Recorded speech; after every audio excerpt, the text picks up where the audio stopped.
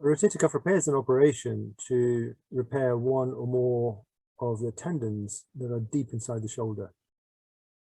There are 4 such rotator cuff tendons. The tendons are the end parts of the muscles. The 4 muscles and tendons that are around the shoulder cover the front, the back, and the top of the shoulder. The tendons, which are the end parts of these muscles, are attached to the bone, and in particular, they attach to the ball in the ball and socket joint, and they help the shoulder to move in all directions.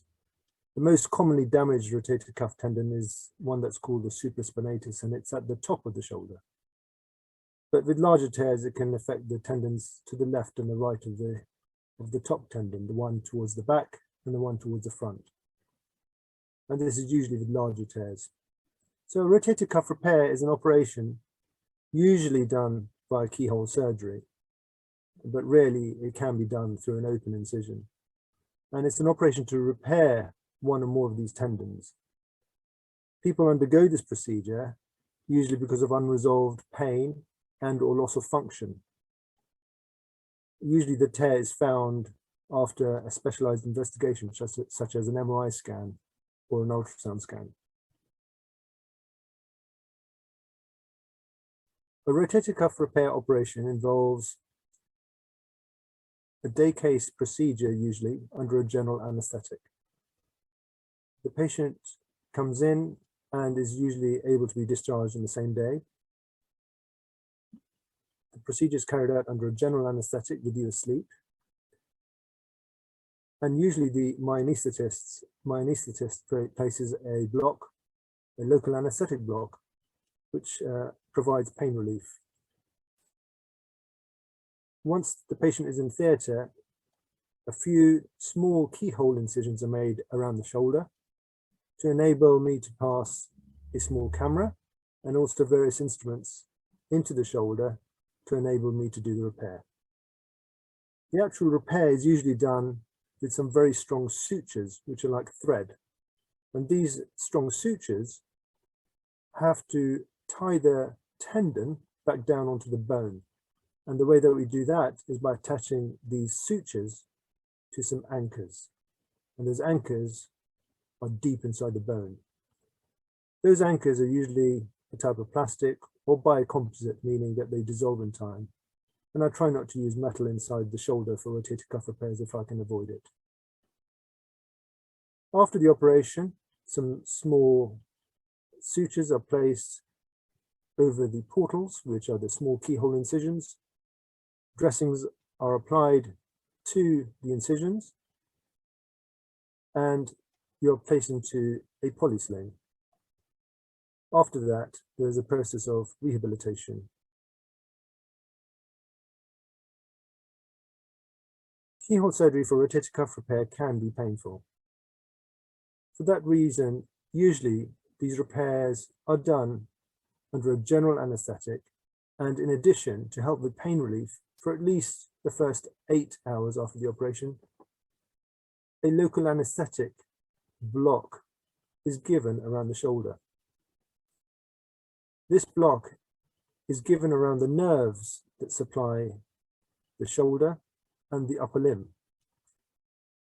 And by blocking those nerves, one not only blocks any pain response from the shoulder, but it can also block motor power into the upper limb. So it can be painful, but usually straight after the operation, the pain is well controlled with the local anesthetic block. Once the local anesthetic block wears off, then we usually prescribe quite strong painkillers to help with the pain. And the pain can be particularly bad during the first 3 to 5 days following the procedure. Patients have different pain thresholds, and some patients tolerate the pain quite well. Others don't tolerate the pain so well and may need more pain relief after the procedure. So after the 3 to 5 days of strong painkillers have worn off, patients are usually advised to go back onto simple pain relief that they can buy over the counter. By 2 weeks, usually the surgical pain is at a much more comfortable level. A It takes 2 weeks for the wounds to heal, and one should not let the wounds get wet during that time. During that time, one can go back to simple desk jobs, especially after a week, once the pain is at a reasonable level. It takes about 6 weeks before someone is able to drive with relative ease, but one is not able to elevate the shoulder usually beyond the above shoulder height until about 6 weeks are up. In terms of being able to resume near full activity, it usually takes approximately 12 weeks or 3 months following surgery.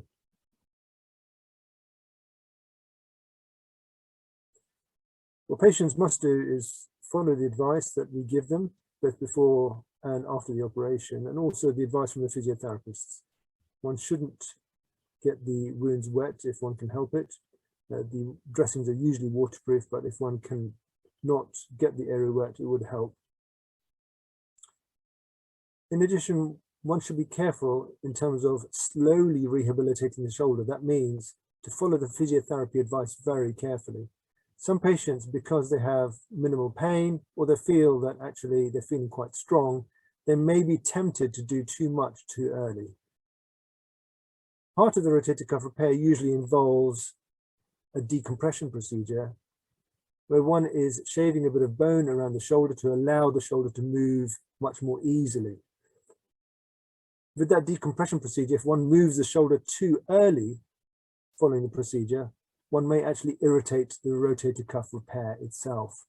So it's best practice to go very carefully with the physiotherapy exercises, to not really attempt to elevate beyond shoulder height for at least 4 weeks, by which time usually there's enough normal scar tissue around the bone and around the shoulder to allow one to move the shoulder safely.